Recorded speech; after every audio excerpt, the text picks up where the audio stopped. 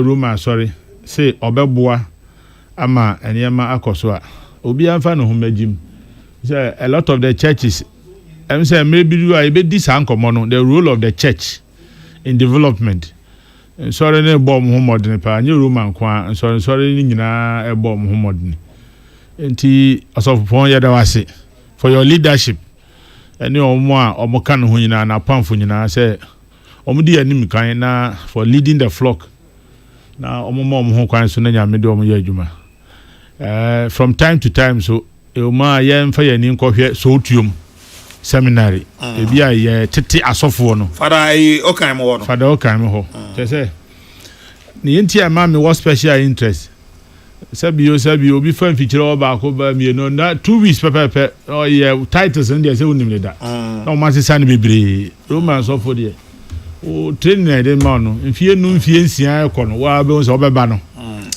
no wa be say sabi o ya mankeni amu odu kra eja no ebe hew what you say enti memfa akwanya so na no pay yensre Romani bia utie yen any friends of the faith gidi ni bia utie na no pay say the Metropolitan Archbishop of Accra, His Grace John Bonaventure Kofi CSSP, the Legacy of Hope project na kofa ba di kan pa ne say enkwada omo enya kokram various forms of cancers opese ehwe sa ankwala na Ghana ha na onu na edi animu na ya sa de no musika mo de stress no opa okwa agen kotoku a ko be Union Market no wo no so Union Market ne secondary school ne bo ho yeah secondary school na chipe ho na project no ewo eto obi a opese ohu de scanner of the man Archbishop of the eye no o wetimi akọ ho ne ya obekwa ko hu adwuma e dis scanner ye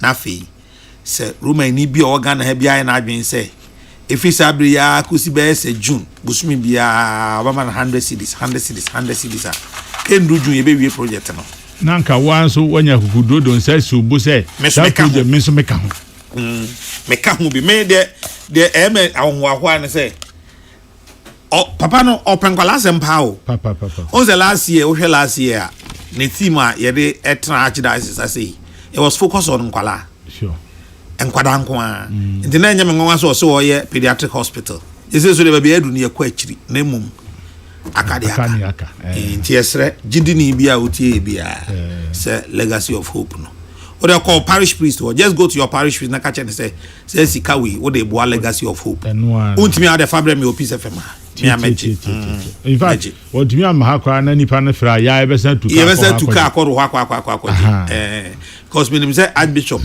me nyin ni se papa no for the last 3 years am share no come am ni na di nyina bibi da na akoma so change sa hospital no ne priority party na say yamwa no opening pa ni ni a o pese oja legacy na ye ka say ono so your buy obeye boy ni na we are always proud and continue to be proud Catholics. Say me catch and say your grace ahụhụ say wona we chief shepherd out there now. Yeah. Even in your state of health. Yeah. See what you continue to do. And I know God will bless him. Sure. Eti M1 na nisu ade hunu no emrem na nya ni jema Ghana nyina. Sure. Donc me da say ohoye na nyame e de ahoden amaye. Na on say ye as nipa. Etoda niema fa ye ho directly na ya na ehia ye. Na me de atome ho so say enkankane ade a ehia me personally a be hia afoforo eho hia me pa eye ade a I cherish it. Enche bia in fact just about 3 days ago and I me ni obi call program e wo Senyabreku na me ne mananti teacher ni o say me Kokrokoo bi so ababi medical ma mani aka any school menka wa fidie so say me free area ho ma nko school ho me busua ni bia mfiri ho me busua ni bia so ente ho na Senyabreku secondary school na ho no na ya omu hia mwa anka no pay me ba he o say mbeka agri memorial asem enso won say me dey ato nchen Senyabreku secondary school omu hia mwa omu facilities no e wo form pa in all sincerity say or say Minister for Education GES director nim pania on can be a womb mun kam hum MP kona ko boa mon hwe na school mun pejam kakra na sabio da chin sa amofre ya ye mpese on be na nteka akwan so ine do magogu school na na wo hu o dining hall esi ho a o do be ho so ho na nkofo madidi a anyway nyame ho be yi entimi se de mun ko boa menim se ye school ni entirety o mu hia mwa enye one block pe o enye okay mate yo me ba sisi ana ya shase abo enkomo Dr. Benjamin Ochre Ankra Minua Room and Imapa no kasa no for nensem a edapono no so Minister of Education say free SHS no kwada nya ho mfaso no 3.9 million na nya 5.1 se na abanda da no na omo eka no afi wo de no to nchen a Oliver Bakavomawo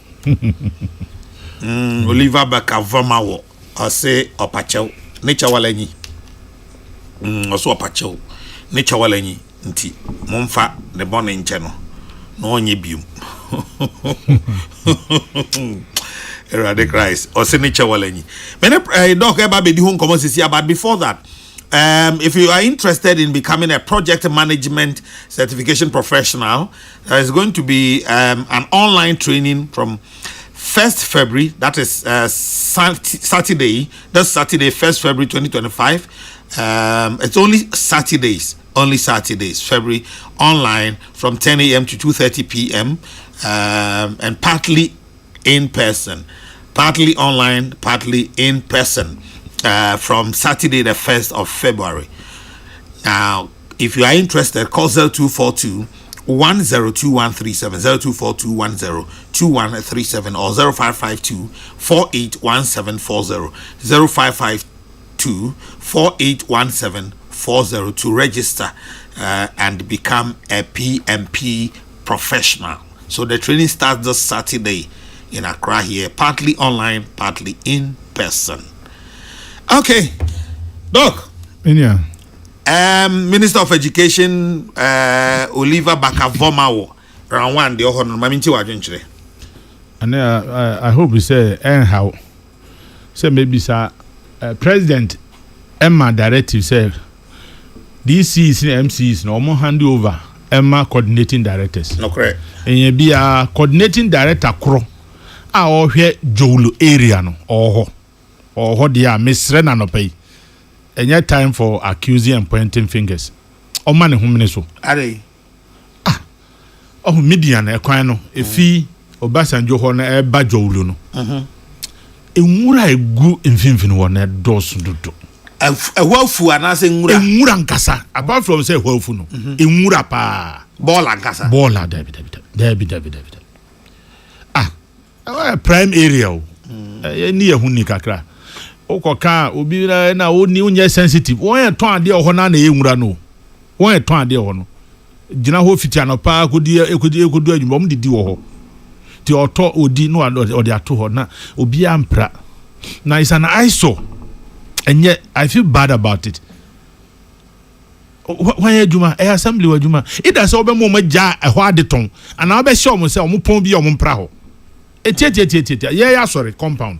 Some be ton de o amupon some pra ensa wo ma ho bio nti ya na human face no kre ye nipa so obi bia nso be gina ho first of all enya ade mpo asesen ke so ka twifa nipa so time bia na ni nyina achi yesi ye bu ye ni aguso o de tra ho na didi ho kakra na ye ho fi sene yatie ti ho wo bia ba o man mu na se ye de ni twam akoba bi na cha ohun we ya se enya de papa oye Minister of Education say nipa omanya free SHS so mfa so 3.9 enye 5.1 nyame meka tietietia we mponya asema so meka ntente say 1.1 po say 500,000 obi anya free SHS so eso mfa so mini ehia me ana no na ebia obi a wotie mi ache it may sound repetitive say ye mu bi o ha ya call secondary school bra ansa na yewie yankopon a wosoro nkwa nenim na ya pamu school fees one say na ya oni mo a sebi na omo neka school fees no ye kofi anom ne ye neko obizo ze na wo ye mpam school fees na wo ye bobodi ya modi o kodi efi aduane na wasamba enti free SHS ndie eya de papa enti for me I don't really care about the numbers say 3.1 when you 5.0 me and shadan have na mum benya ntie minister say omo ba be ye consultative meeting and I say workshop or say consultation whatever it is na yam ko hwe kwan fast wa holistically e be hwe Ghana education na ya hwe ni ye me baby ehia me any basic any secondary school no free SHS no kwan be na fast wa e be ye ni ye na school ni a osua ade na ekom de na bon se wi asesa niam bi wo ha e den pa ekom enti se ye behwe na yanya sika na ye de ahwe school for no some of the schools otumu se yamdi kan senya breku omo vehicle Mahindra ase be se mfie nani Mahindra ase majese headmaster akora ko ba bi obebranza no wako so enti yen hwe kwan fa so ebeboa some of the schools obi ha o students boa ye ho say ya investment bebre na school no nia onya o students beba beboa ne wanya ebia ayi philanthropist bi ma wa ma meboa no na omo bre nti yen hwe ni nyina kamfua ne hwe kwan fa so ebema secondary school any free SHS as a government policy no ya hwe ni aye ni yie esan say uko school ni nyina wie na yese kofa resource bra na say wo de sie e wo back pocket a sebi na wo school na akwa no wa ma so amman so amman o man na so amman so amman wo as a student en kan no yeko school eso edu awia obia enkoje na home kakra obi ho betumi ada obi ho ontumi nda emu bi ho ya bre wonda saa fi enkwara bem na de anya bedu saa dom nti nia obetumi ada no na so otumi da say 1 hour kra 1 hour now sorry a otumi say why so refreshed say enkan na so ontumi nda mpa o de da mpa so jiwa home CS tane saa ne mani nyina ya da so wo ho anase yatwam enkan no yesi o we ne de niam atoto enkan ne mission schools no discipline na eboa ye ma niam bi wo ho otumi emfa nhyɛ wo ho ma ema ne nyeyie say den pa na beba say school ni wonam handkerchief nhyɛ obotom na ana bi hyɛ obotom ayefi ahunni ya nkasa discipline ye bo bella onim na yesesa wokɔ ye ka dan ne ho say obedi aduane say wonni yesi etumi ma announcement o nti bra yesi ye nyina odan ne ho na nkwa hyɛ dormitory beba na obi ade ayira nti ye nhwɛ niam no na eye say ye bebo human rights ye ankrankro can say human rights no fa hodie no yes eno eyese e bebo ho ban na mmom esese ye ho limit a ye de beko se e be ja school ni so ko class a fine wan kwa enye hwe ye tumi ntwe obi aso na obe dress na uko secondary school ho ye ko kire submissiveness. Sometimes jokingly I say to people wan ko boarding na wasem ye me yapa so wan ko boarding school and ye ma e be kire na no na wo san wi a wo de kobobra se nipa no se wo wanyi sin no se wo ne ye pe se ye sen wo koto no school ho seniority enya no na ye wo adwuma mu it is same thing wo wie na wo ko na institution bi na ye se obi ye senior na wo ye opani o ye opani na ye church ne ma nyina ntu be ba out no se ne wo be si address se ne wo panyi a wo de nidie be ma no se esom ene sa ne ma ni nyina na wo form 1 na wo be som senior wo form 3 na osum yesu a ono so kwa kodu ba bia so asumasi na ono so menene wo asetena papa nti ma menkofa ne mra na menene mra meye adwuma nti yemhwe school sem ne ye teachers ne bi wo ha ade kire no na na yemfa ne say wo secondary school bi na for 3 years running say English na wo kire ana English teachers ni nyina resource beba bia English ni nya esese ya hwehwe teacher fo no ne ye kan asem kire wo etumi nkoba say 3 years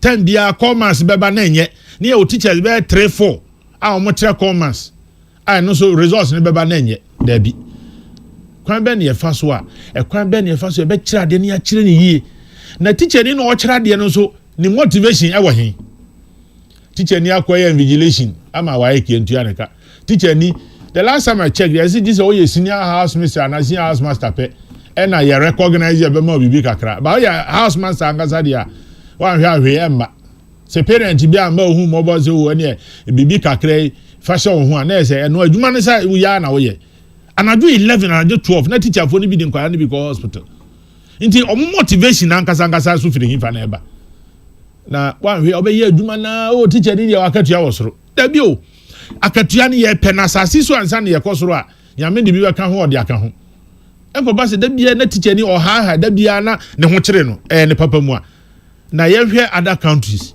say teacher fo asetenam te sen your opportunity say teacher ni betumi akofiri ka no tua 5 to 10 years ana ebi wo man mu ebi ni wa ye hwe kwa fa so ebeboa yakwaje asase yantam bi ye so teacher ni bia nkwaje kakra na ebi 5 years 8 years 10 years ni ente kakra na won so akonya asase wa Sudan ni sa ne ma na eboa ye enti ye hwe teacher ni na setenam ni ye hwe rules and regulations yesi sa akora kwa ebone kura headmaster untumi mpamo no untumi chese processes a obe form kura ansa na watwe akora na so no afi yensa mi ye ni nko guidance and counseling ekwan ben ne fa so yetu mofra manofo na ne anema ni bi wo ha me ye o secondary school a enne me ka ka mani ho akire a me say minya yan ka banye but at that time no officer oh you are on top one wabaso o mre na wo so obi ko kan so ono ya cake yes nti nko bi chire o guide you mentorship guidance and counseling coordinators ni ade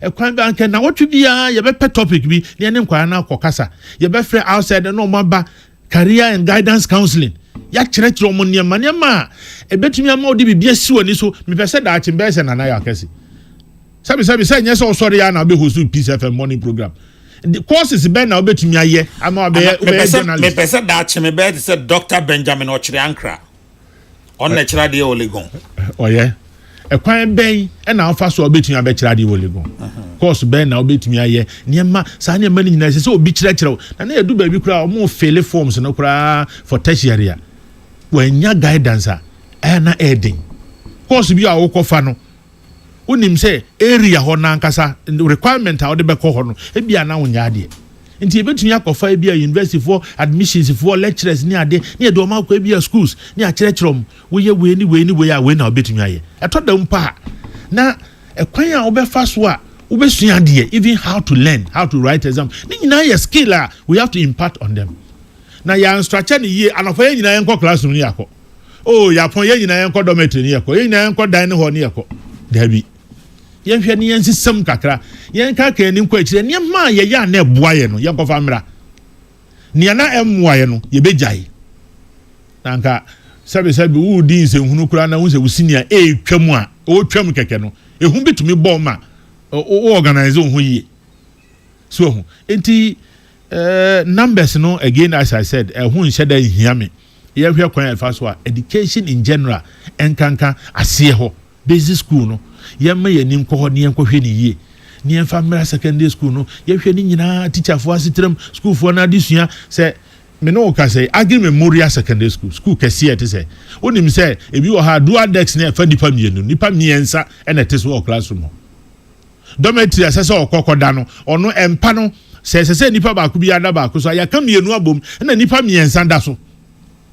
na ono okoda ontumi na yie okọ classroom so a ontumi nya ba bi ntra yie nsua de nti eba na se akora na anya de a utumi blame onu ankasa se ebi asabi wabon na se bi na sitinam na te sei onya environment na ebo no mani tumi sua ade ana so enti yenhwe obi bia se get fund enu ti ne yakofa ba se ye be boaboa adesua sem ne ne ma na koso at a point na me we say ebi get fund ne scholarship secretariat ne ade be hwe se betumi aka bom ne ya ye na ya ma ya hyemu kena ni ahwe kwan ya fa so a na enka me papa eje Western Regional Best Farmer and so ye kope Kokrokoo scholarship no ma nya bi so ebi aka including the former finance minister say onu onhu se nka ne ba ekọ secondary school as nkoko ni free onu de obetumi atua o kan publicly enti me personal suggestion is say anka schools no pa ye nchemu miensa ana ye nchemu mienu group A schools and a group B schools. The opposite of Bako Wege here, Ubetuyaka. Other schools there, yeah, classified as group B, no. So Bako and you free. check it from other countries. Yes, so ebi a oko Harvard, skase na obetua, oko Pennsylvania University, ebi a wuntua, oko ha. Omo different categories. Obetua kra bibi kakra bi. But you can nyina bom school bi ho mo niema pa. Na obi ko ni free school bi also no so omo ni hwe. Enti abensika na enso no. Ani yemfa nkoso omo a omo ni bi nasene. Ni yenye ni yie president for time. Unso ye one science school. Or left one science school in every district. So it was a good policy. Yen targeting omo eni bi no. Nanka omo bi no school me person back up preseka. You should be ready to pay. I said ya manenko it is any a basic school na. Oba no kwa band ye free. Oba no kwa private obetua. People are paying even in dollars. Go vote ya. But you can't in Obama a commence can kweka I say aban ho chene ntumi ntua aban 30% I say kwa headmasters in one enko e kokura be ko lit into obi afiri ne masa ama suppliers ne ba no odwane they can consume abos no sika na ye bia e kwa ahead because ye bia school obeton ne ma na gu ho no de afidium tomatoes ne enam ne ade na obeto o ye ukoya ukotuaka na wo free na say eboso miensan maaya next time wo kotua wie kra na pefofra on fama because why onim say bia wo kra wo kadan e be yedin nti yenhwe ne yie na yentoto adwene kwan ben e ye fa so a school na be yie na ye nyina ya kase ampa so wo wie secondary school a ya tete wo yie ma ba bia obetumi agina wan go school bi okura ha wo bibia obetumi aye you can contribute to society omo anwo malls ni ade aye adwuma wo wie secondary school na ye do kɔ hɔ a e won say because of niema bia wo senior school nti uton ade kura uton ma sebe utumi pagam so na uton ade na o ma senya na na so be boka wo ye da bia calculator ko abɔ no amoni ya betu aboka obese san bro so hu this abro so say ma mi na uton banku we school area we go for shed up say nem 20 cities on the to ade o say ma 50 cities no wasan agency san obeton ade na nkofo atopa obewie no no wasan boka na oburo mu dua so inti education there mama ya ni nko ho kakra because other areas no go for sua niam pa o sua niam pa ma o do say akwara ketekete kura niam o mutumi ye no be share documentary bi say Japan or say China, one of these two countries now hwe niam ma say vocational skills kwara no say ne batten sikro obetumi etu obetumi asi vocational skills say sua ye time nyina ekosi say technical skills say sua nyina ye de ye den ni esua say esua ko pass exams keke and esua ma na be part of us we can use it in our daily lives. We have a long way to go. You can review our mommy enfa enkankan partisan politics ni enfa ntonchen and na we na di we buy na we na kan we nya sa time no na ye hia dise o nya sa de na ye hia ye nyina obi bia office say owo adwenkyere bia beboa other areas let's learn from best practices. Say on nyina eba be kyerɛkyerɛ an ye civil nyina hu say ye nyina no kɔ benkrum we ni ya ebeboa me ya desua no akoso a ade papa ni yakoso. The transitioning from secondary school to tertiary is another big gap. On say what restrictions preoccupy no akɔ training college on years yet wakɔ university on years yet eno na say akwara no sentete bia nkoso a na oji nsema edin pa because that time we on call lecture obi ehun wan ko obi ehun ne papa tifi onim say obi me mo school ni the private school bi wo is Lagos na me kira do e be sin the from dem ka 2007 me real fear it was 5 years ago 2007 me ne lawyers ka say me mo ma tua no net present value of that amount 5 years ago mo dem ka mo ho is Lagos mo nim angasa mo nim na now enkwara mienu Nigeria for no ma ba school from first year to final year omo wie bibia say omo year graduation fan say won Kwadwo Asante na Kwadwo Asante aka ye say ye ma ne be graduate na so nti yenya ne yenko no so media me ban kan je so omo ye list no bibia ba out ono so amisa odi na chi na omienu parents ni bienu nyina ba omo ba graduation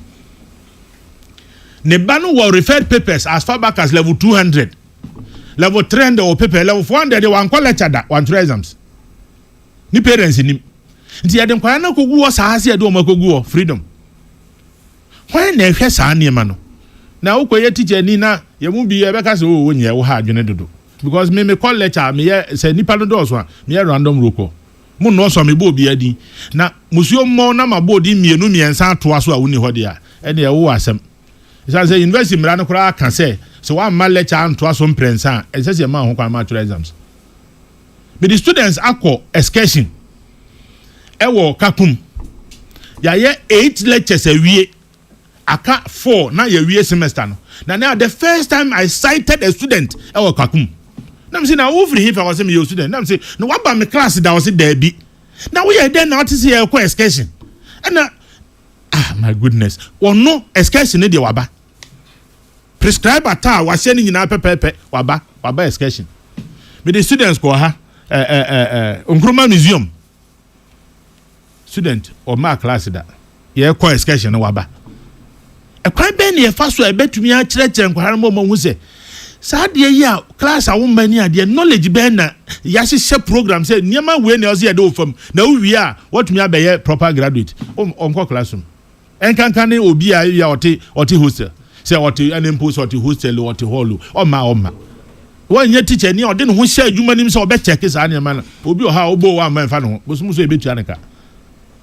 At the end of the day, now when she and the to be sure you ever interview, not be some questions. Now I say, I was away a course, but be some questions in Bakum Unimi and Sabia. O Nimni Hoka.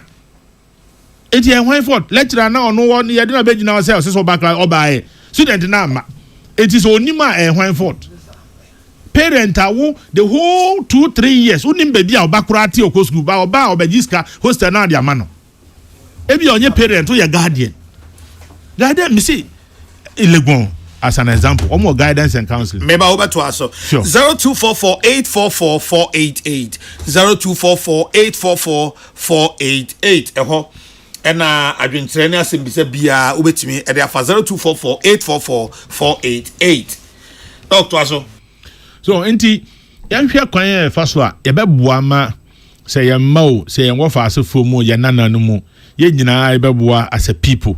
Na yin train ye obi wo ha otumi ehun se nia wo ye no na neje ho na ebebua no ma watumi anya even change of mind ekwan bi afa so me na kan na nim se wo se ma anya economist je se metumi nya bibia ma neje ho ana se ebe hye mi nkuran ma matumi aka se makọ university ya na mpese me ya se me ya economist so but obi betumi a kire so e bia enya ekonso kwa na obetumi anya the other courses ho na ebeboa bedu baby so add or drop den ti na wo drop course we onim den ti na wo kofa we or so me na fofo dodo na fantemi so me kofa bi nti we have a lot of responsibility as a people, from parents, civil society, the students themselves, from teachers and lecturers. Yen nyina obia wasodi na ni nyina no dodo pa no ejina o school ni na so says so ampa you cannot give something to somebody who does not want to receive. Se nipa na na dwen se nia wo de man wa na dwen se obegye dia wo de man e be na wo de ade mo obi na se organization botom obe daje. Preparedness of the mind to even receive no a huge task. And obia enya ne de na yemhwe education as a whole. Nya say an opportunity to 6 o'clock 5:30 adwumanti traffic nti obi de ne back to school. Ti akwa na from 6 months na no go school. Obekwa was spending a lot of their life at school. Nti efie kura niema no so esase ye kire no so be whole as a person no so ebia ehoso bibi kakra ekochew. Nti na ye wadwuma ye pa education minister. I wish me I know this man.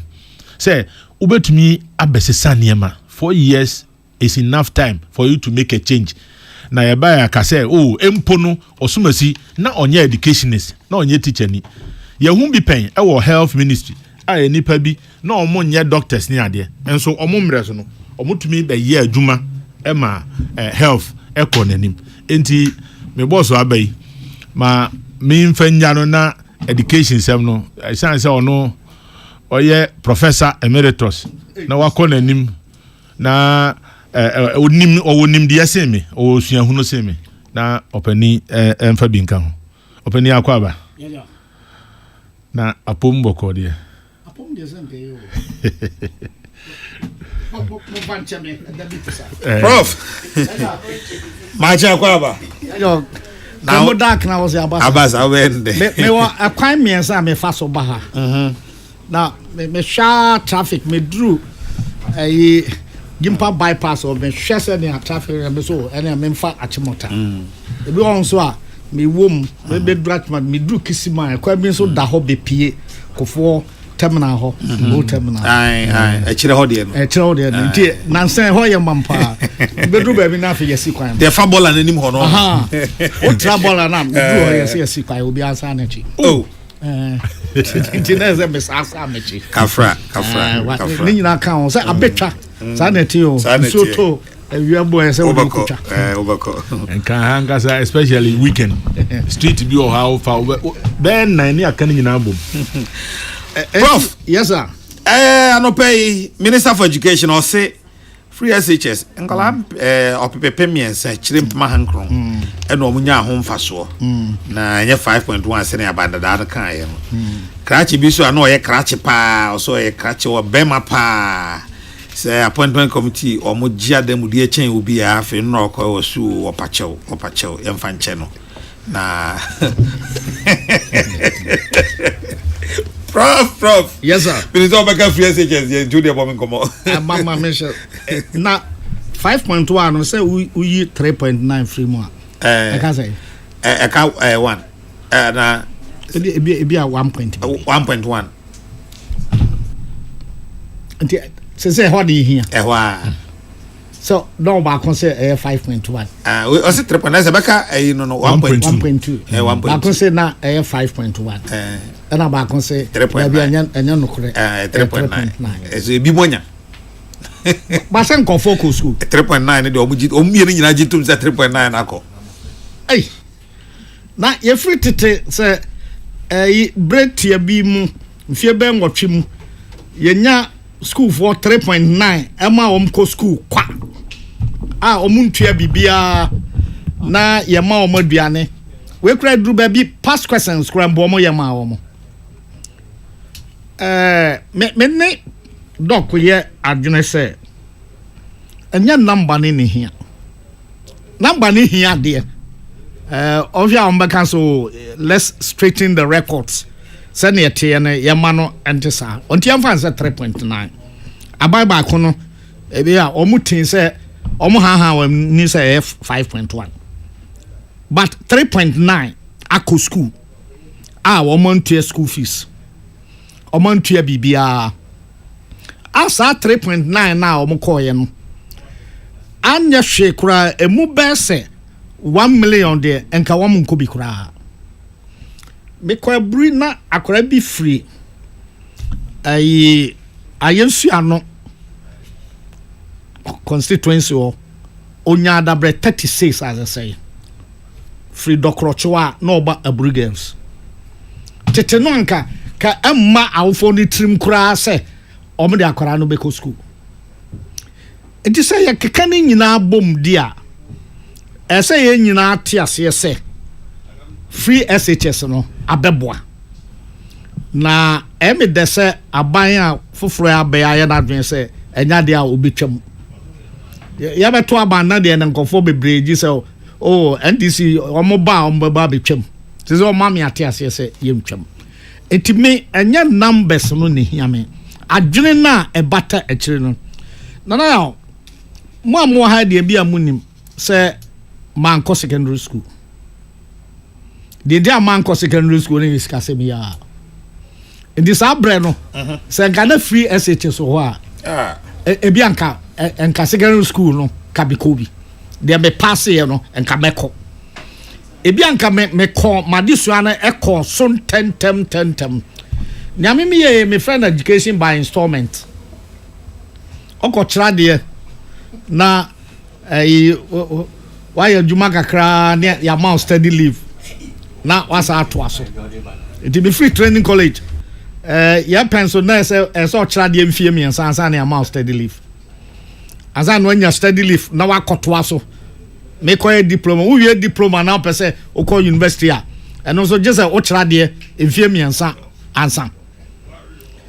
enti bibia base akoda bia watumi atwa duru baabi cut off point no wo ho but dodo na tumi afam akọ SHS na yo de nkofo enhye no nso ne se enkora ko school ni nyina every BC ni wasi ni adeda nya obi na be ko university ensisa but the woman is say akora watumi anya senior high school anwumasua no anya hwe kora no o de sika man so on fan koto banka obetumi afele for anya bibia no onko university o wadwuma bi na so o meboa na mum sika yi a yanyan fa koto bank obetumi de akọ so de ne tra shop bi anu a why commerce obi okura so osaye elective mass kan ho se okeka ne ma bom obetumi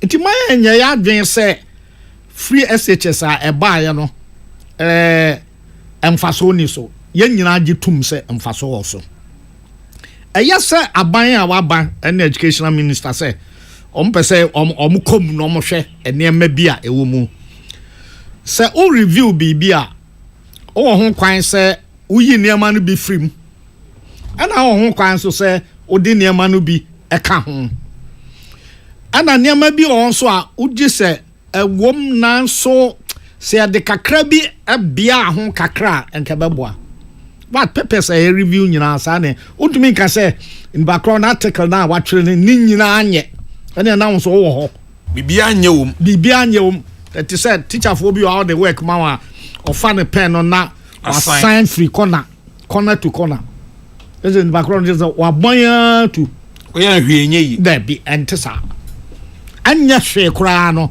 onim is ne it twere ento bibi kakra wo ne trim entesa ya hwana ya hu bibia o ye bibia ne o ye nyina se me pesa me yema etumi kosoro ne kodum pempen so bia ebeboa obia na obia so ani beje ho entesa embasa ye hwe free SHS na ye bibisa se niema ben ne wo mu a se ye yi free mu a enhadwen but nipa bebre ene emu bi be adwen se obia fam ne kwasa no nipa bi wo ho a uja o man ko mbetumi atua nipa bebre nanso o ma fan say o mind de na ye nyina ya se antafre ho bi enti mo sika kra be di sika no be ye bi fufuro ebi asenka ye hwe no a ye betumi abie mu kra ama sika anka ye de be mankofo bi a ye gi so omo no omo bi no ye betumi de asisi ada ne bi akam enti se na doc e kan senya breku secondary school yeah it is can be o ha nke betumi akoho yes ama yetumi e de aye bibi ti se ya hwa ya hwa sa ne ma no afei ene ma ankwara no sua no na ya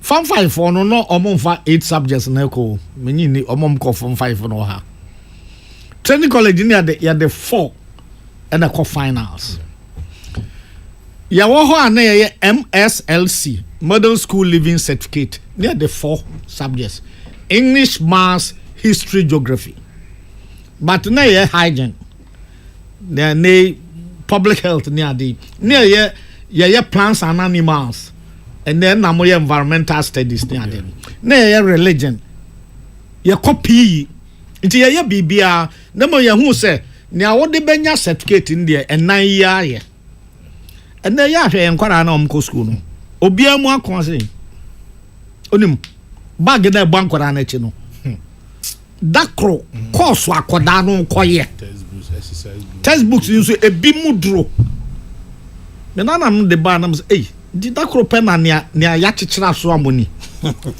yan hwe ho ya dwene nyina won se nkwara no sua bibia probably you want to see you me ba ko nyam fie ngotwe na obisa me say adena omo class no omo French teacher ewo twi teacher ewo English teacher ewo way teacher and am so obia ne baby a wa wedar ho no no say okay and this teacher ni ba ko ntimi nte subject ni nyina adena ye pese ono akwara ni that's a good question teacher no kura nim bibia nso ono akwara no ono nsia bibia that's fair na busy I'm through 10 subjects na no oban critical thinking no odwene ho nte ase o say daddy na se teacher ba ko ntimi nkyere 8 subjects nyina de a I don't know say me 8 ni nyina. Teacher ni na sua ni nyina penny. Open your 8 years. Enti say ye come on. Ese ahwe ne ma no bi say se aman kwara no omba fie kro omunya kwa ani agro. Because da bia ya load no homework. Ya penso ne se ne nya kwan ekwa bonten o hye adwa ekrase. Ekodi apampa me ne anto akire ne ade nyina. Ya yura fi say sa de ma ni nyina so ebie ya adwenum. E ma ye apom trentre ani bibia. Nti say ya adwene nyina ko gina se uko school dia ne nwoma no ana ese usua ane e wo se ye onkofo bebrom nim nwoma so de o me ya hwe enye ye Bi ho. oh bebre o nim nwoma PhD okura bi bin kura PhD ba miensa binum ye professor bebre but o de no to ba bi enye ye nti say ye koma ye hwe se dia ba de ensa traye ba ne betumi aye a enwoma sua no niamma bi nimdia hodo bi ebata ho ye ko school na ye kenten obaka chem ze ne ya ha na be kenten na ye brush Art and craft art and craft. nti ye go mbobbo nkonwa ebobbo kubeya adwan obro na watwa bia bi sese na ode dado abom no atete kube no be wie na wanya brush ye de pra enei enkwara no niema bebre ho a omunimi ye but eno na akoye ase kwan ba akopeso na ye fatete nkwara no arema na wo ho ayeso omoye na ebisa se enei ye person near from religious studies okay enei nkwara no usua de ade be twaka na wo niema na omusua na wo mabrabom se bibi wo mpa nka corruption ni Ghana se nipa atiase se nyamsom fapem ne se oni nipa nyina bedi yie na obenya dama onua o mo obi apo ana de akamu ana ya mo penso school mu na drama ho yes Any third term culture. yes drama ho ana bibia ni ho debate e wo ho nti ya wo debate club drama club sasa ni na ka woma sua no eho nti ya tete say da chimbi ofamu ano be politician na okọ eyi a parliament house onim se ne ye si debate enei anwoma sua na call mass ne hwa ni nyina nti no exams ni nyina onim say ye students obi ba first year or your orientation ya na obi say pass school Ope A say ultra A. yes Onya A onko baby. Unko baby ah. Yes onya A. Nti because education is the sum totality of the development of a person. Nti say unya mpuntuo wo honam akwa ne bibia omom call West girls ya kirom se ne yesu tompa e bagel ko ho to otompa ma wona yes but ye fe na da cho kwa ware a na konya kumpa bia na owo visitors room ho na ahoho no ba omhumpa no pe omtim say yes Oba ofie ya chom bibia dianko ye se commerce na integrated science eno kwa na physics chemistry biology usua no kwa na usua nwoma half education Open o JSS no na vocational skills maybe a catering vocational skills misua aduane no catering yeah de no aduane be na mo no apisie okay fufu say ye local aduane no ayeye no aho ne hia enya mo sem dabi jollof sem ni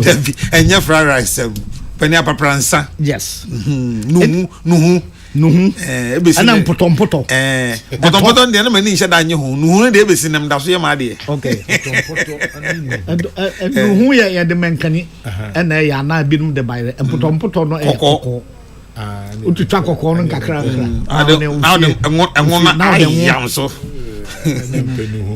hope ana ade anti o da bi say o train ne ma bia o mama ya kwa do ne ma no ndi nkora no ko school nyina ne ma say no e say omuhu e ka wo masua no ho pene ne ye mo mark my maso oh yes Any abeso ahwe. E kan nwoma sua no ho. Hwe. Adesua usua ade niam bi a wonim ne ese wohu. Enti eye numbers no de menye ho na mehwe 3.9 ne 5.1 no. Anya hwe 3.9 eko school kwa. Yeah. Anya hwe kra no. Na docons wo kan bibi se nwoma sua no ya onkora no ho. Ene ewo awofo no ho. Ene ewo a teacher for ho. Ene ewo aban wo ho. Ene ewo asori ne nkremosom ewo ho. Ena hemfo no sa nipaku ahodo nyina ena kaboma enwomesua enwomesua.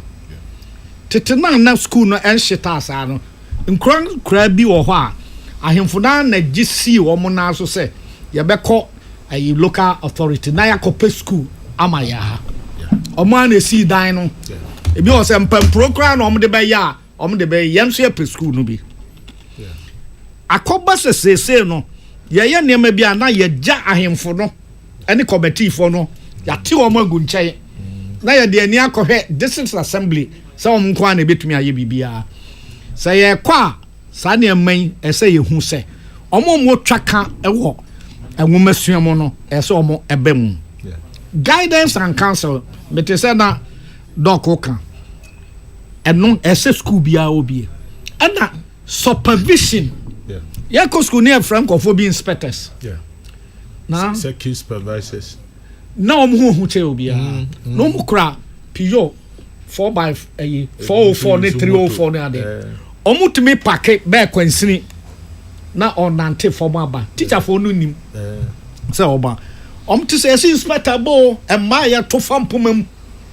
after a teacher for no omani abom so because teacher ni so oni ahofama so obetra de na ugina on trade enkan sesi akatua no enye obi one no call secondary school ni bakro ebo aban mu ohwe no se na ositie na ono da so ewo kumase amas etra de a da bi ofa trotro ba ujana ono so obepe coastal bi e wato nsu haje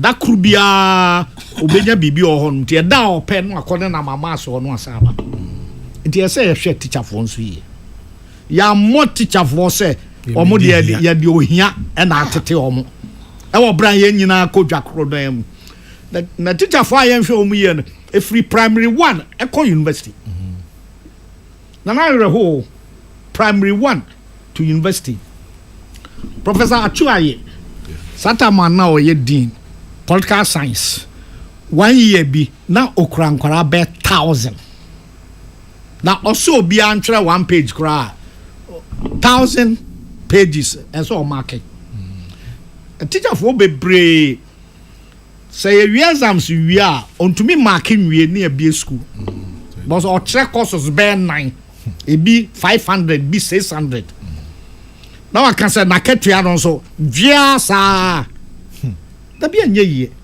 nti say ya hwa nwoma mu en satra dia ya hyasie free kg nyam famra university be ka hya nyame animonyam say senya omampani kofo ebre so a ka university sin bebre gu nana ya ne person no ye say yen ko Uganda na yen hwe Makerere omo ekwan bi omfa so do not afraid be road map say a teacher for akatua afi bia yenyen say na ohun say say ya akatua ye ni penso na on the merchant bank e call apam bi say ojeka e man lectures na lectures no wa open tua bibi to ase na de aka no yenteto kakra na yo entisa na nka oba legun a ka se gu ho no omom de na homa achichiri butu no abo baby but oh yes I hear no peno prof oh yes so we need to so the homa achichiri butu corona me dey bia me kodje me di free state house oba no na na me hwe manim si a tie rubber o mpese obi obi ba be pen na my say ka o mpese o mpese nwansa akwa ho be me teacher ni kan ya obi antren mu da sakoro la onim didi eva koro la kwame enti obi aya ne car ma sa to ne di em said there no atren mu da ya omo tren mu free factory e de bar shipping line na omo so aye yi omo de bar state house me na me tren me na me nie asisiriwa from our PM to her car mo ketesi don ejekun kufo enti eya san ye committee a wahwe ya odu ki be kwa kosi obi kan ni boze nyina wo ka akro blue and black enti emman kofobia na o man ya o madwene se minya bia South African ka mekọ akotra de minya ha dodo na ya o madwene se ombetrem ye students ana ya train wo ma o makwa brochira ebinu awie o PhD o mbisa fia na so se de aban kra ma ye ka o so ne se me pese me the application etum na meba ka universities no begu die ye we nyina na ye nhwe se de na ebetumi ayama teacher for no ani aba omo so na o ma kra de free akoma pam eno beboa na fe keji ho no o de ba sa bedru primary school na ya nipa nyi yimu wom dodo enema enye pema afoforo asisiruwa primary school a omo ye akotwere BC omo ne nkwara ya omo wa hai Isle Gone ene Jowolonum ene airport residential ene regionum ne cantonment no the same so he ene omo kotwere ankwara ye betim do omo afa ha akọ airport no makọ airplane ya ho omo kofa na ohefa ombe draw the mouse ya ye kan omo nyina ye ICT o obi ni computer lab it say ye hwe enwoma suan sachra ye mu a ese hwe ni nyina se ye de na ebetumi aye ma omo won krase me ha menom ne ayom so ne ene fa ho ya dan no ene daba no omne omo a omo wo ebi a kwada so ananhia so omo nyina bibia bepe maka no hada 1985 O level comprehension twi na efa Kokrokoo dua ho na word back when the ma say there ne atodwe fidiem secondary school ne atrensianom wa mi say me tutim atodwe na bi omom ni na machimota ne labo ni secondary school ho ade cross e don say e ho kakra no ebiti omo eti say ye de a ye nya bibia say ni nyina anye pekra e say ne ma bi etumi ben ho teacher for ahweyim enkrata I said deko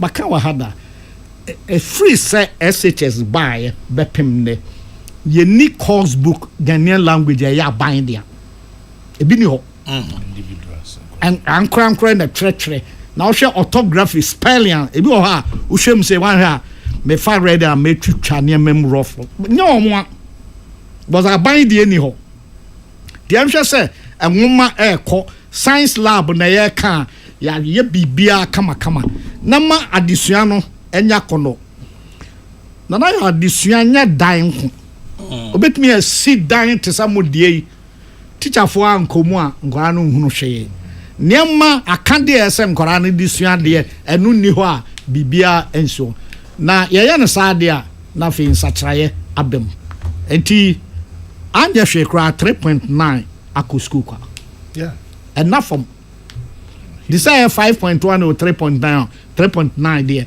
and there 100 chinye bi ani ho na mami fansia ana o se crash no ka ho no crash no or they say baka voma o se the opacho said there no wan kan yi on fancha wan kan dey so na da mudie na o se appointment committee je no na se no ya kan yi ni ho o so opacho se netesana watwe san se nentesa general wa ka me kai wasem bia o kan no de wo pachew de ye panichew and de wo pachew ni ye bia o de pachew ne track record ni do digital ho But there's an apologizer and there's an apologizee.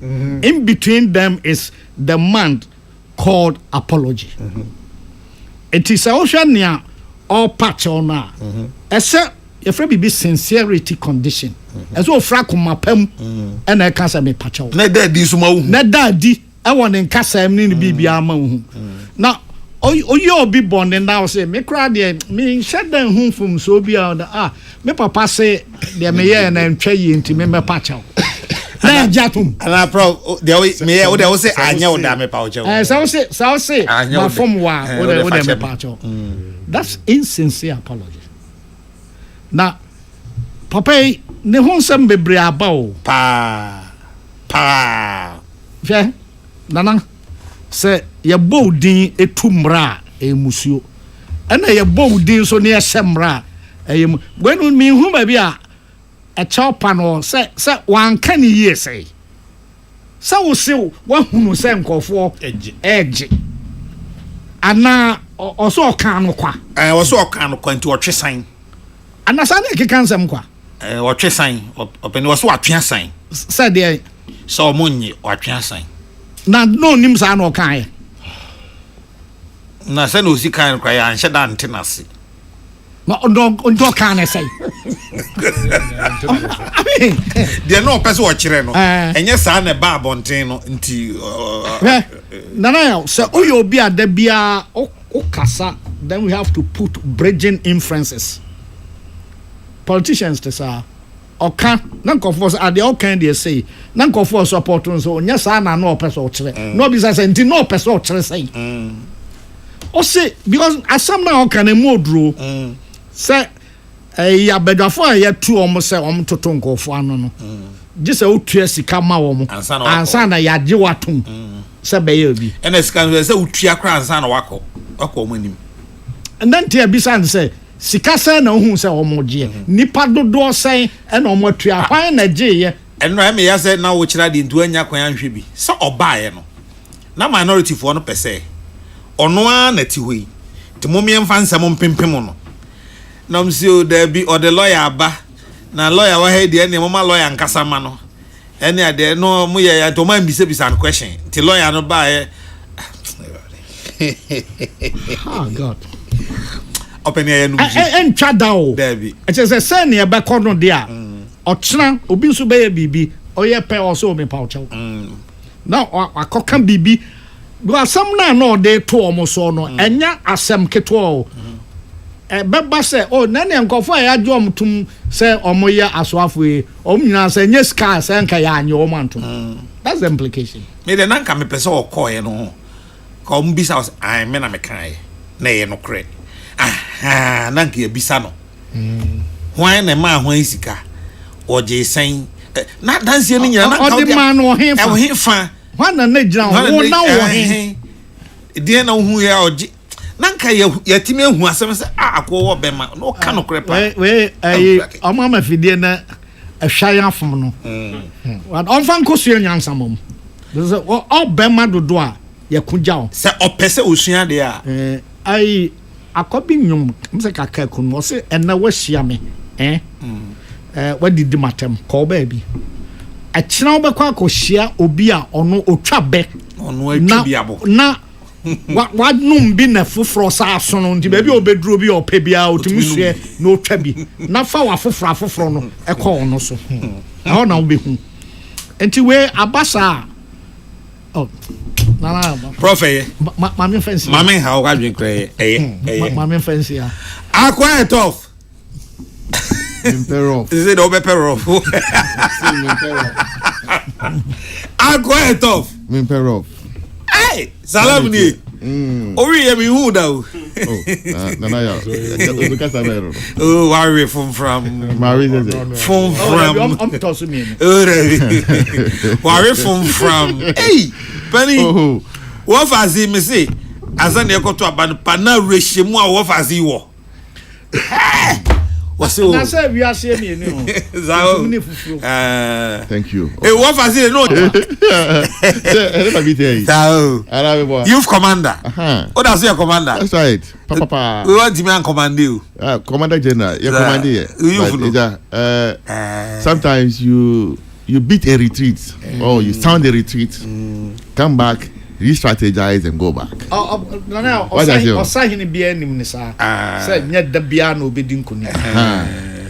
Sometimes you drew a conadim now said the strategy are mediocre. I'm sure what you do is to beat a retreat. Ajekum 2010 or since you from sign. Oh, but I am this and I probably Michelle Wafa, mini opinion, Dr. Ben. From the sidelines, Namiti. Or the piece from the way they are, no matter what, and apa witty. Because which station is at the end of the day, no, it locks on one. Okay. Now, wait here discussions, Nessa, you know, with the morning shows. You know. I can say, Salam Musa. First and foremost, my main encha Ghana for you now. Mencha MPP4. Mencha me youth organizer, TESCON, you know, fraternity,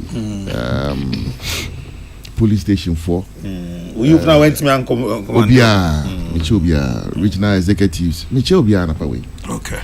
And you call about war. Ye ndinkuni. Senior na ye hwe se ebekono ankono sa. Party for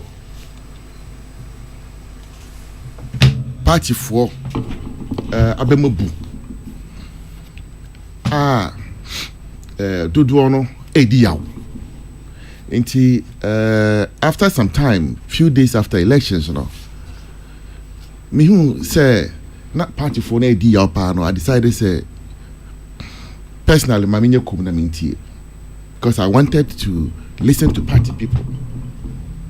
And I am a day. Say, near Ewo Omumu, Omu Yibaye. They have vented out their spleen. Oh, Oma Kasa, Oma Chiroma dream. And near Ama I am a day. And he say, Dan can be who ebufu me huna, like I make us MPP. But to the extent say party for bofu say yakwa elections na ya lusu. Emami Erishimu say the party is still a formidable party. As I say, yentu tu yenyeme then come back to the fore and make me a party for you now, but say this duty will not take it lightly. Yen father try. Nya ebe ye bia na ya hihye party ni ye biom na ye nyina ya ye juma na the next election ya make amends. We'll do it. Now yeah, me MPP call opposition 2008 from day one to the day I winning elections in 2016. Now make a all the efforts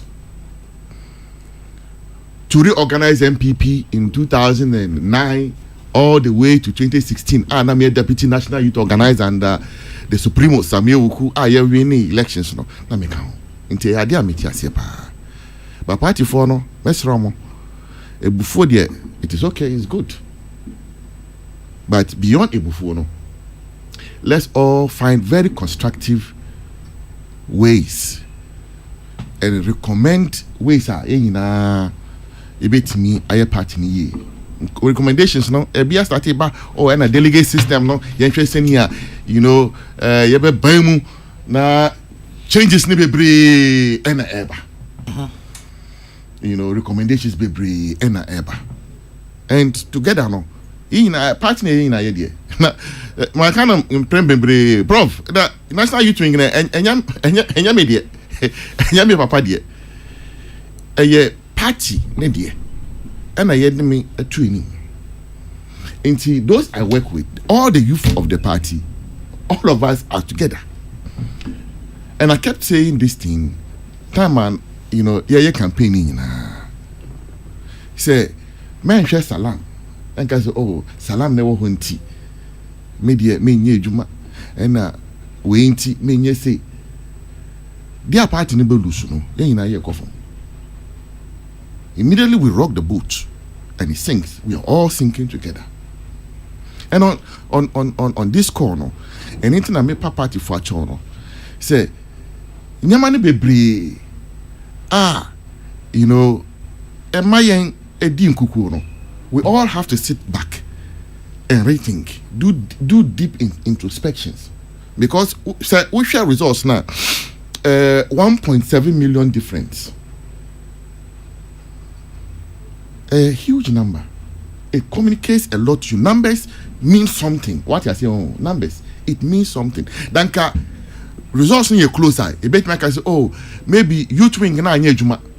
Maybe wing we anye juma. Maybe we mo anye juma. And intina maybe shortfall kakra, you know, abemuno.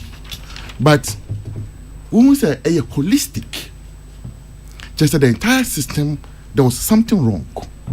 And umpo, you have to admit, say not be atochima. And near a buying from so, it should go there. Near party for, your party so, from so, it should also be, you know, put squarely where it belongs to. Say, yeah, segregating your manner, and that's why most of the issues are high in the elections, you know. I don't want to go deep into them because the committee are a review of the various issues. Now the report, but then now we can begin to, you know, speak to various issues high in this particular election. Anything we have to, you know, put them in proper context, perspective. Baby, as I say, assembly eda. Say a buying problem, maybe DDEP, you know, economic issues, and then there. Apathy, party for disunity, any high constituency executives, any PC, any DCE, and all those other allied issues.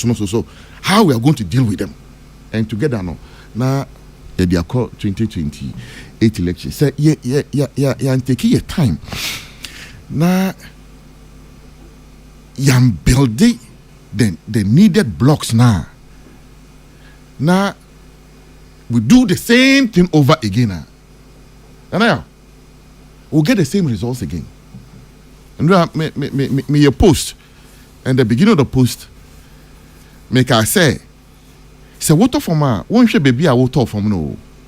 Ocean Yama water from and I prof me boy. Niama water from no. And then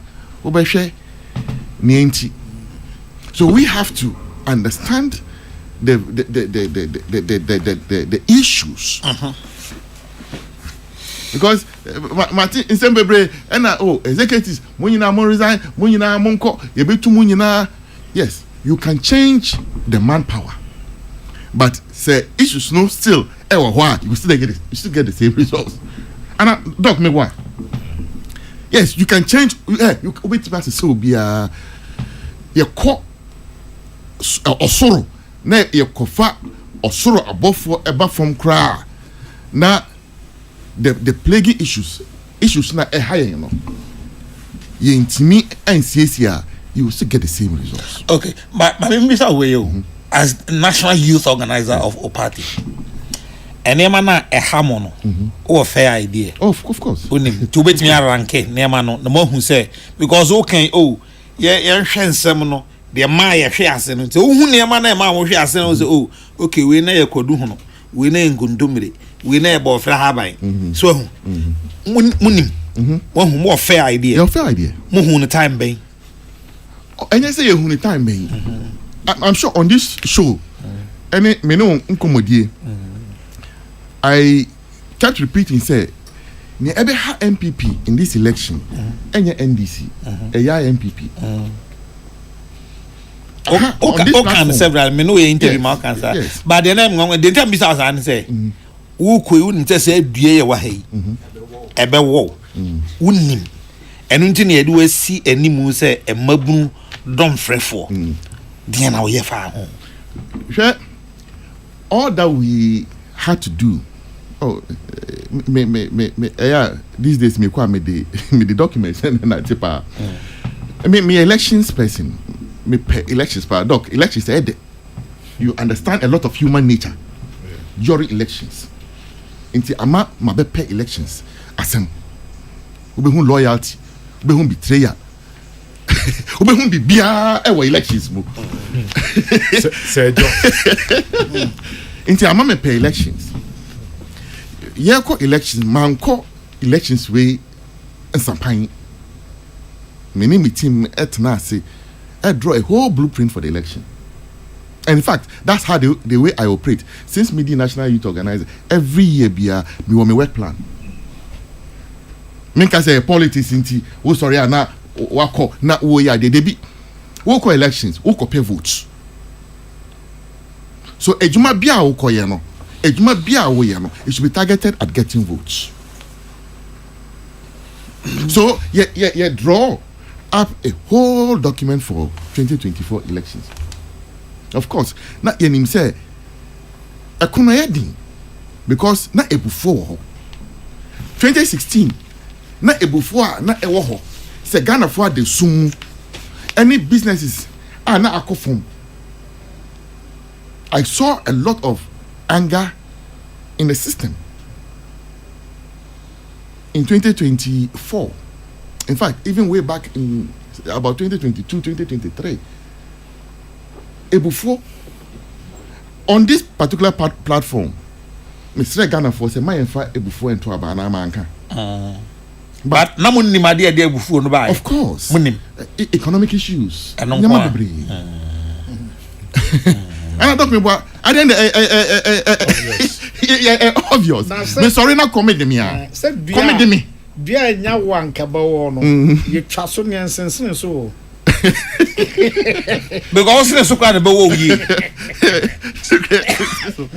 entina na me bisa because unim say Ebufo wo ho yes sabi obi ani ho awate wa hwen ha no a sorry o se me buafu ne no so ho pa of course bibi na de Ebufo ba bibi na de Ebufo ba because samunim say bibi na de ene man bi wo ho a munim. Yes. Yeah, business. Financial business for me, but make self the more nkasa auto for me come mo to the extent say abaya uti akunwa so wo mra hye bedwafo aduowotwe abeka kire wo say ye rishafo wo de wo say wonya ayate ba finance minister ye yi no wo say da o general secretary aka kire wo say masa finance minister ya de no kosai one more number you know no I don't believe in reshuffle no more can say right true now we say ni para do am now say o mo ye dey bro for finchim we see anything na make us say mo abi e abai fuso no na akoho na e party for so ye de no na aba eso enchen look I don't run away from blame. And heavily so after this defeat, some have come after me. Say, oh, and manya she Edika because Nkunimba ya bawabaso and Kabadia. Thank you. And it's na me boomfu. Me tesa and semna. Ebi etro. And I take it in good faith. Because I can kunindie ebaya. Ye bomb ye botchi me so a ebe me de mechi na se nkunimdi amba na nkrofo buofu na omodidi matema. Why should I hold grudges? And I keep saying that Niama, in fact, I wanted to take quite a bit of a hiatus kakra. Hiatus near when? Oh, na kamiko break kakra. Okay. Maybe about 3 months. Na kampe say community nwi omejuma and any bibi ansana. Committee number we time be. Nyamin chadie by end of March. Okay. By end of March. Okay. Na report na ready. We the moment you be akanya na. say necessary. Conditional clause bi aba. Oh, that can me person me train. But near I shall mean crying. Any ebufu ame hu. Because your party it communicates to me say Nkrofo domo party.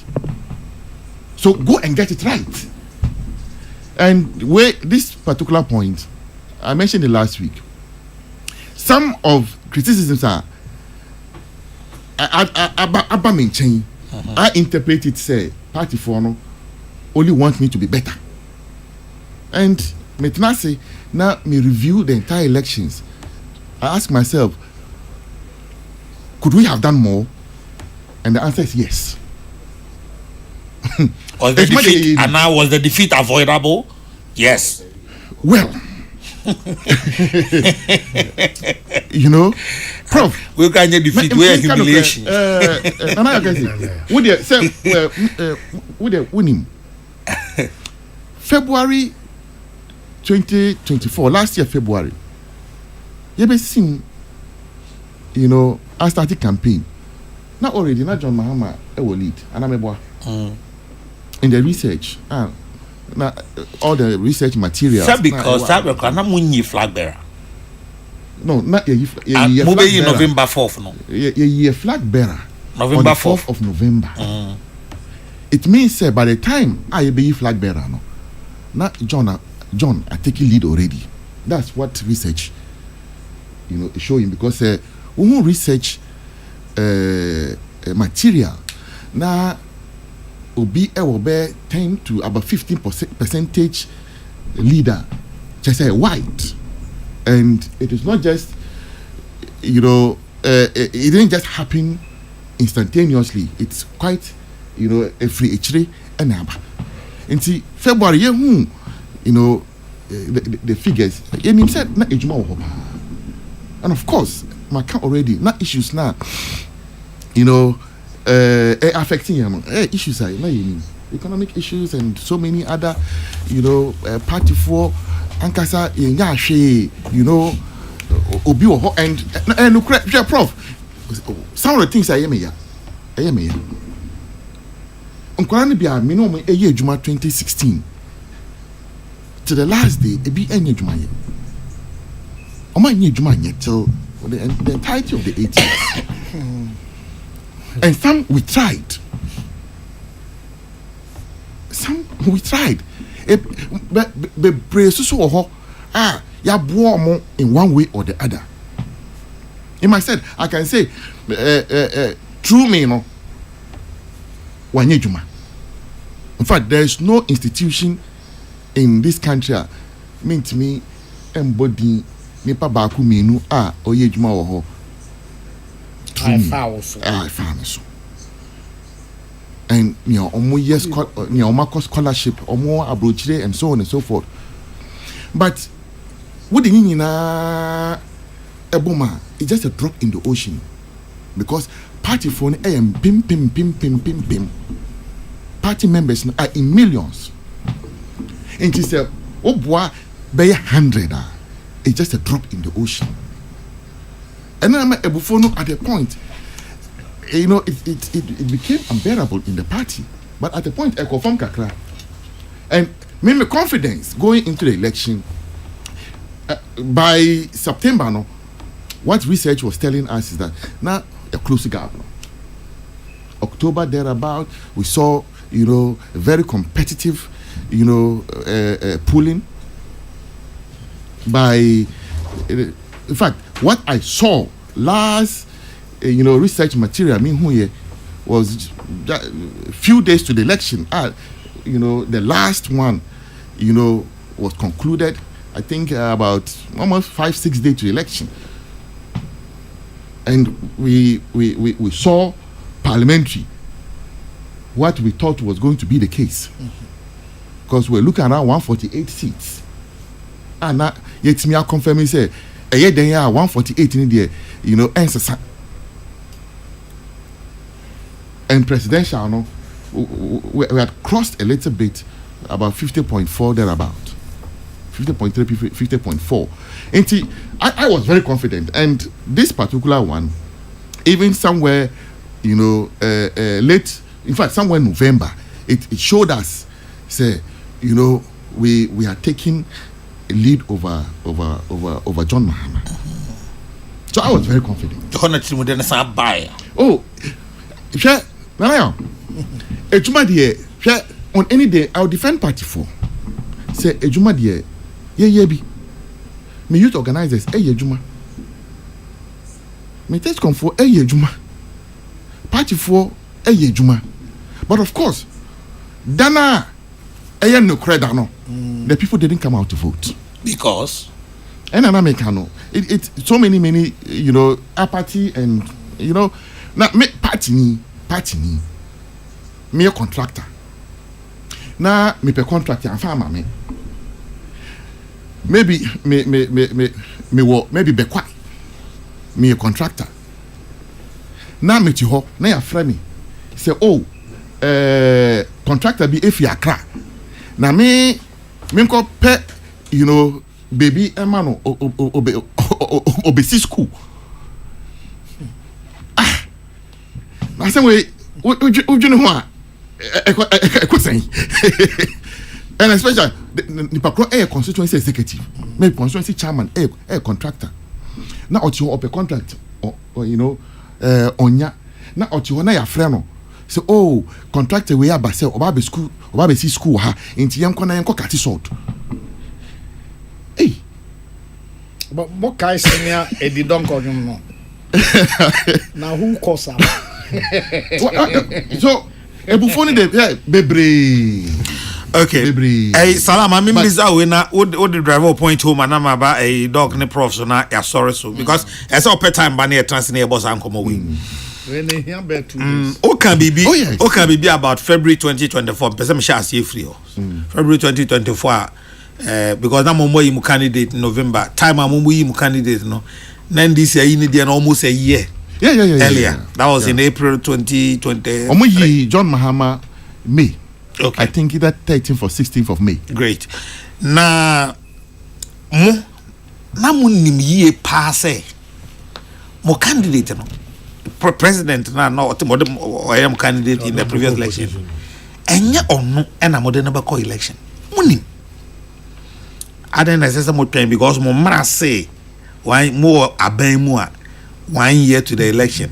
But mo enhu say emra no dwene ho se bia nipa no a wote akonwa no so no no na mode no kwa na 1 year na be ya adwuma na we a mo sesa candidate no mo betima ye ho bibi kakra mo ehunu no afei number 2 let me say waka about contractors den na obi a oye contractor mo opposition one mo a support mo nkakra ma mo bai mo betre akonwa so 8 years ni parmo amana contract ba akoda mo wie ya de ono atiti ni mo wure mo aye no so a mo ntua na mo wie amasa ba be kan kire ne say esi betua ma ode a yes a percentage bam ansa na etua na sebi o mo ka se safo no omo horo mo nim kwan that's number 1 and then number 2 den na people so obi juro mo ho na just mo ya a perfect example of how not to govern about the MPP amoti we mo betimi aka say nipa ku e wo Ghana ase a ye kan nyina bo man ye Ghana fa ye bako akoto aba no mo nim mo de ewu na mo nim senia mo ne nipa tena man ye yi mo nim mo betimi ahwe nyame ye ni maka asem no se mo nim munim se nipa we mo dia munim se ne esi hwe nipa munim nana agezi salam nsema would there too many me tiasie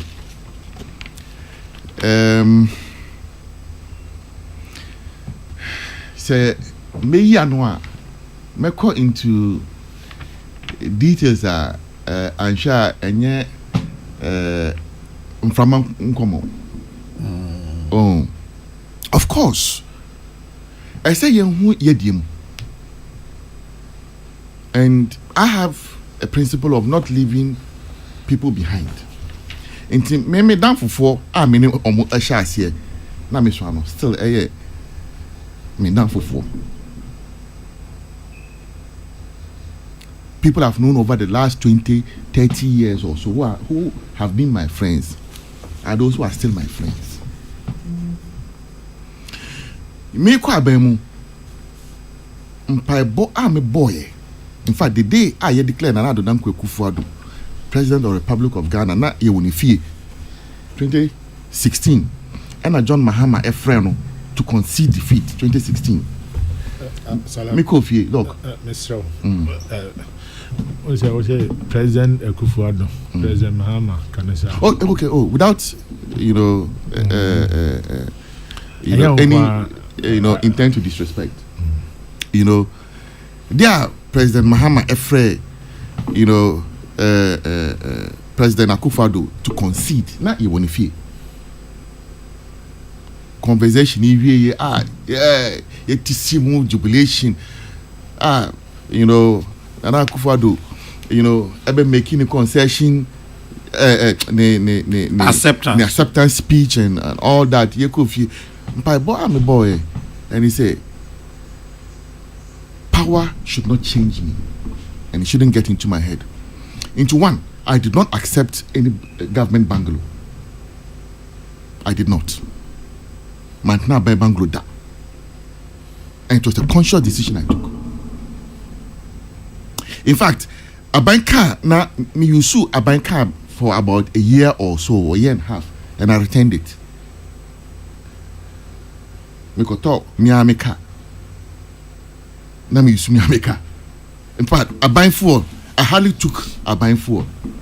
It was here na omo my coupons. Na in use coupons. It was presidency. We call filling station. I was Castle Hall. Na ya feel amount hardly. Let me tell me for. As I see, I wasn't interested in anything because I made a promise to myself. Say, a buying trappings be adi mimpe. A buying trappings here mimpe. And everyone that meet me boy. Now yeah, my main kind of way. 8 years, MPP na abayemu. Prof, Doc, yeah. I have never been a beneficiary of any contract. 8 years, manji contract. 8 years, manji contract. Sebi. In fact, the only contract I ever took was the Najman Prempe DG Nadmo. Ono ena omami 99,000 worth of contract. You don't need to give details, sir. Less than 100,000. And I took it because he told me, in fact, he came to me and told me, I don't have, you are good to me, and my working relationship with you, I like, how we are working together and so on and so forth. I can't give you much. We are doing some supply, so you supply us, this amount of rice. And I'm saying, okay, so I appreciate it. Too detailed. Yeah. When I took it, I gave it to one of my boys. And yeah. Sebi, that's the only. But of course, I fought for other things for people. I can do that. I can sacrifice. I was okay. There are things that I know how to do. Now the trappings of power to get me. And today I walk around freely, meaning say me obiya mbeche me. Of course, you're done for ni be, your allies ni be. We didn't treat them well. They are businessmen. A lot of them were not happy with us. In fact, essentially, we lost the business community. we lost the business community, and they also wield a lot of influence. And the academics. We lost the academia. Prof, no, when I'm here lectures, my professor of philosophy, Dr. Dibaga, UDS, we call it lecturer philosophy. He was MPP's candidate, parliamentary candidate in the 2004 election. It is a Dr. Baga Eba lecture, not our lecture one. You can see the thrust of the conversation. It lectures ewo senior ombedi nkomono. Now, Prof. Dog, we make lectures here bad. Are you pained? Are you pained? Midiao. Yes, Midiao. Yao wakumumpa. Yes, pa Midiao. Chaso. Nia Emma Midiao. Debiaye, Chaso. Midiao. Chaso. Chaso wa. Miana mbisa odi chaso. Numzio, me ko wa fa Zala numzio, me ko wa fa Now we penny per bi na de ba we buy me money din. But Prof tieni you. Do reshuffle. You say la lie. Never. Domestic debt exchange program. Banking sector cleanup. Unprecedented. He even insulted our intelligence for asking him to reshuffle Ken Oforiatta by elevating him. He insinuated with the issue about reshuffle when he gave pen and paper to one national officer to tell him, do the reshuffle for me. All the questions you are asking Salam is a reflection of the appointment Nana Addo Dankwa Akufo-Addo did as president and leader of the NPP party. The party was weak. The chairman was weak and still weak. The executives were and are still weak. Akufo-Addo bullied them on everything, including the lateness of the presidential primaries. The result is what we saw on December 7th. If the MPP want to return to power in 2028 or 2032, the earlier they learn to say no to the former president, the better. Ejeku Spintex. Today, okay, all right. We are all pained. But now, truth be told, former president, not pay or a penny in cancer. He was just not listening. Penny and me friend into my Prof. Send all the buy the come cancer and ever diabolic Nanaya question and Nanaya Kese. What kind of diabolical questions and killer questions are you asking Salam? Go and ask Nanado those questions.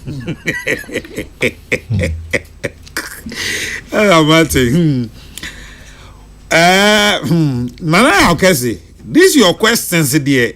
Please spare him. You will kill him. MPP only manage and think perfect when we are in opposition. Very, very sad. Very, very sad.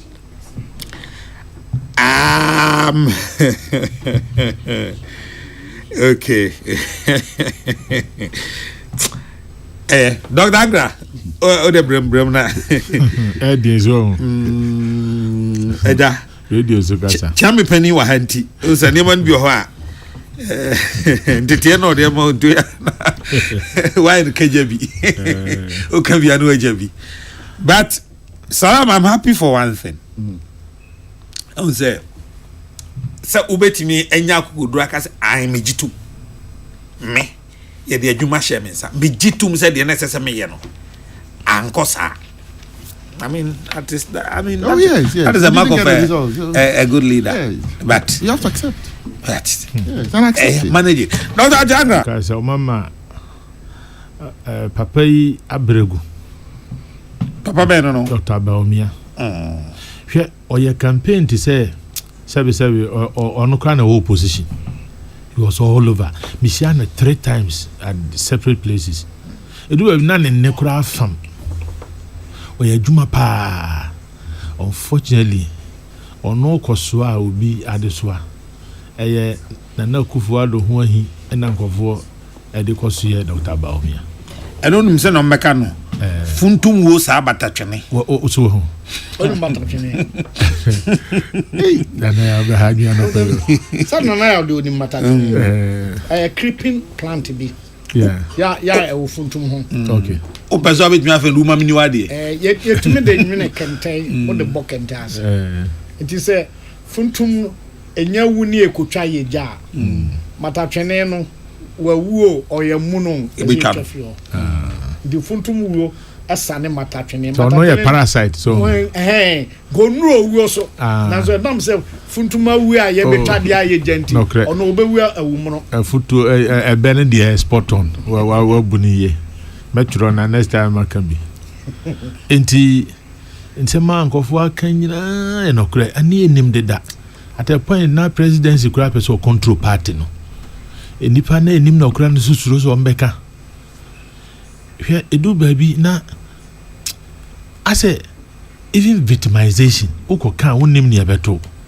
Won wa anya kukudu okoka say ye change finance minister. O de from 111 na hwe. Say nipa mi ansa pe to me ba bonten asa na e kasa wo. Obi wo kra say ene obekọ me anti primaries no onkotie ebi mu sa ebi mu kra we ni primaries still na sabe say obuano no we ni say e your party na nya number of seats ebi o so glaring so clear me say unshi omo abonten omo kan oba public space on to me nka say party no nkoguo no about 90% due to President Akufo-Addo. With the greatest of respect to him, yes, wabeyebi. Nanso, do na salam.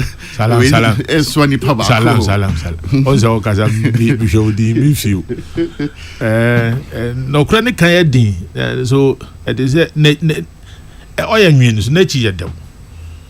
Na ya kan ya reshafu menye. O man nipa ba ko trafa ko anfie nwotwe. Na wa build cartel, wa build empire.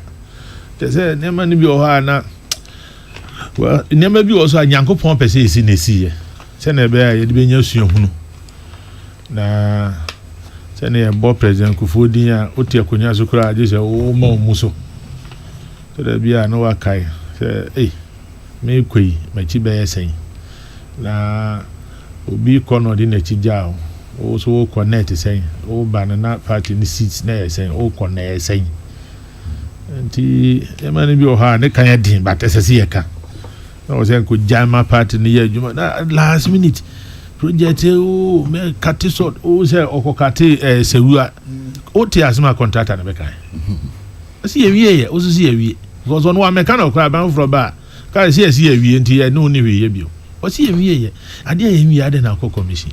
But it's not him, the sector minister and the agency. And yes, they tell you say, and yes, minister. Salam. Look on your contractor. Salam. Anyway, salam. All them patrol them aminti. Now me boa. Yenko baby. Say mo fa montra ho en. Say esimusi. President Akufo beko. So ya hwe niam na Akufo-Addo na contest. Ya si ofu obo edi. Oye niam ba ko mienu bi try so be sachira niam. So no ne mre so beko no se yenyina hwa. Kwa? Kwa ya ne di oko but si ya bo din kan asema tele bia ye kan papa so na ye kan bone so. Wachi uja ne sen. Papa yi bakavomo ono enye ono no okotu police for car ki atotwene ye no ono a say ono dia min kan hwibio say ono a min kan hwibio e say ahemfo bi asore say ombeboa na nka o mahwema galamsey akofom say yentumi antu ase a enkan o hwe takwa oboase any areas ya na omo ye saa adwuma yi nso na omo ye nkakra ekosi mra nkofo yi ekofa machines ebesi nsuo so ese nsuo nanka adwuma we nanka oho didadidadida na omo nse forest na omo nse nsuo ne ma ye nyina ni bebre pa ne se ye se nsuo ne ese ye forest sabi ne ma omo ye wo ha no omo anka so mkrom tumi nyesa kampa se wo ho kwesa ho nsi ye ja mo mbe ye ni ombe ye omo ye wi omo da so wo ha o pi ya nso ne do omo bae yan kasa chana ni bie ni wa onim ba bi e frɛ no manson kran ana se takwa bompie so chana ni de ko tumi mo nso be kɔ no mo ho aba ya na yedi ehunya nti se ahemfo no bɛboa na se omo ya se omo ne MP no kura ye nya issue ye nyina we nya ntɔkwa asɛm ye mmɔ ye di ho ban andache ye nya nsuo no ma me se nya nipa dodo na ono desia the almighty savior gari ni beans no kura nya obia na tumi to na nka pese ye beka se ye nkoto nsuo ye nkra nsuo famila enya de papa me hwɛ se new environment minister ene omo aka be kom ho abom na adie ye ntu ase prekope because edie nya be 3 days ni ese nyama bi koso anu obisa na na nyama yesua ye mfa se be 30-40 years ago the challenges of ECOWAS and society ebezi ne na obi efri ba wi say rebels ayese nyama basa ECOWAS ntumi nka omo hummom ne ye mfa unity ma ya mu ya nkasa ya ho de yesen asisi ye mu san chiche se miensa akogina faako sojafo na edu omo so enti ECOWAS mo be koso aye munyuma senia mo ye ni dia ene egunu mo ma na nkeye sabi ya me hu mfaso bia mo de breye mate mamen ko faso na yempo anofe prof na sande na say history be see better no obi de less than 10 minutes oyen 6 minutes 42 seconds Saturday where we prof enti hey ya ka de man yo this a me phrase zero na me ba bet na ma nya kontanse hene a me gina machi na otumfo so antu obi a me gina machi na obe di 6 hours o se men sanu so antumi amba na ya dutwum no amba na mankofa be kwan hene so abi di machi na just me de wa hwa me di 6 hours discrimination na ya hwa ne man yo ye wonya manyina ho kwan nanso nya ni nyina eneye oma me no say ye bitie ye bisa na say on kan ho asem say when you say something about yourself no so when your opportunity there say oda omampani ase da oda vice president can once more the example of the deviation. Say something about yourself. Therefore, now, chair now, so oh, I just want you to tell me something about yourself. And look around all canon. Go home, say, or Buddha the knee head, the papers. Oh, yeah, myself, no. Now, offender shall see say, or me who no honorable way, your former. Regional minister, I see them. We are here with you. We know you're a very good person. So, I'm born nipa be breeding. So, we move ahead there. Minim say, and yet, and Chepi, chairman okra, about this. Do chairman also, Mahun nipa or Matawa Chinti. You understand? Kobebi, could do here. Could do minister. Hey, na. So Ashanti regional minister omo join Greater Accra region ha enyema high doson efin ko ya mene ye edi mo misa ma mene say de ben na obe ya tifin so asase aye ton mienu miensa pre nan prenum prensia edi de be pa na ye tumi hunu free ma mene ho na say sa na ye be say so when you more fan near so call baby na me ammo animu a ɛfa ya betwu mu saa te se tire na me fancy hwa the parliament the enchane do co privileges committee wa sante saa dia di saa no mbe dia ka nyina se owura okuja to no mbe kone on Sam George e di se ama kwan na ya de bobo free o ba bi e beta o ma cha so bobo abanti ko ba bi asam sabe asem sebe ya sebe salam kona ko your party Oh, by the grace of God,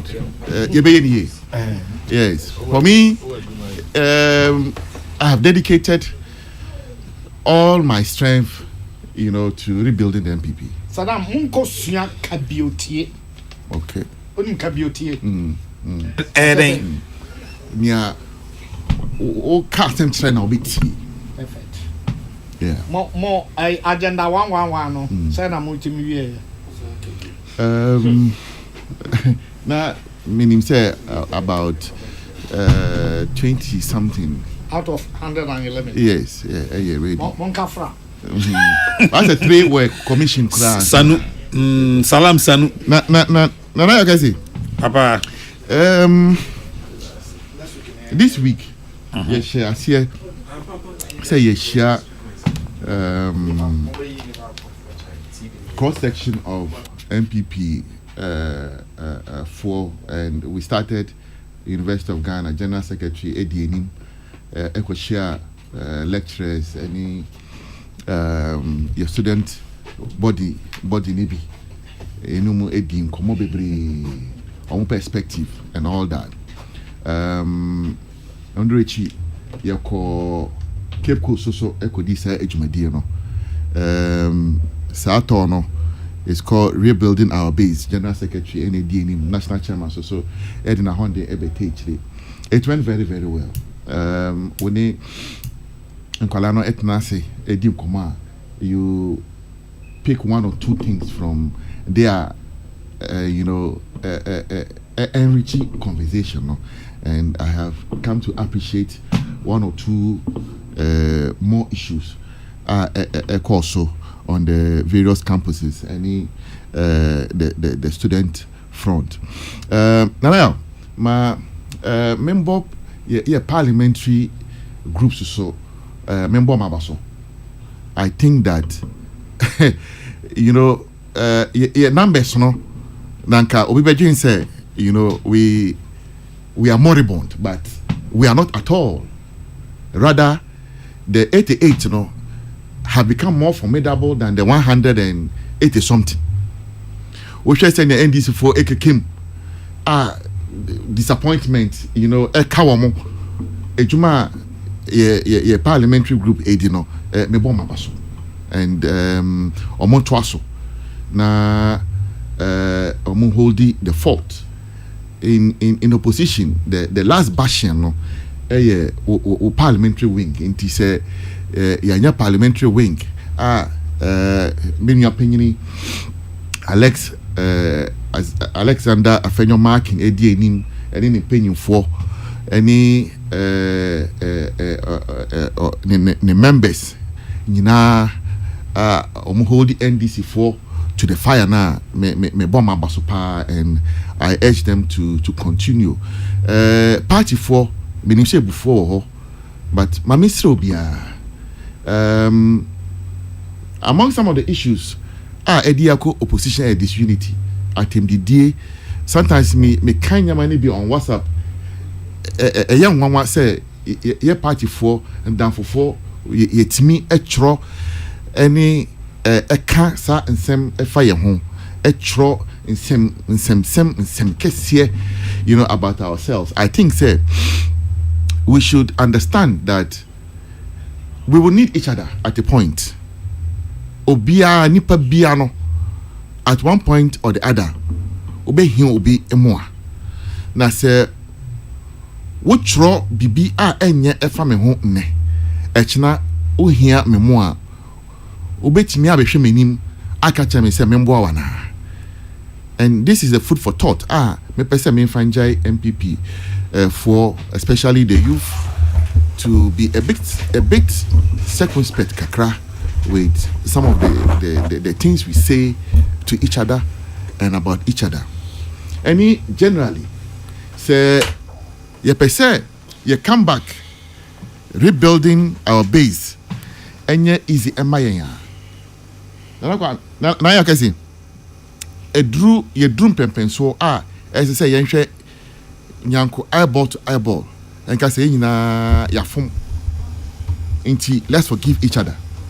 Yenhwe your opposition obi ani bi a common denominator but me na me kurai ndura na me catch microphone say one of the things that we have been saved is the problem and shad and ebema Dr. Baumia edi just one term as president and he said some of the ministers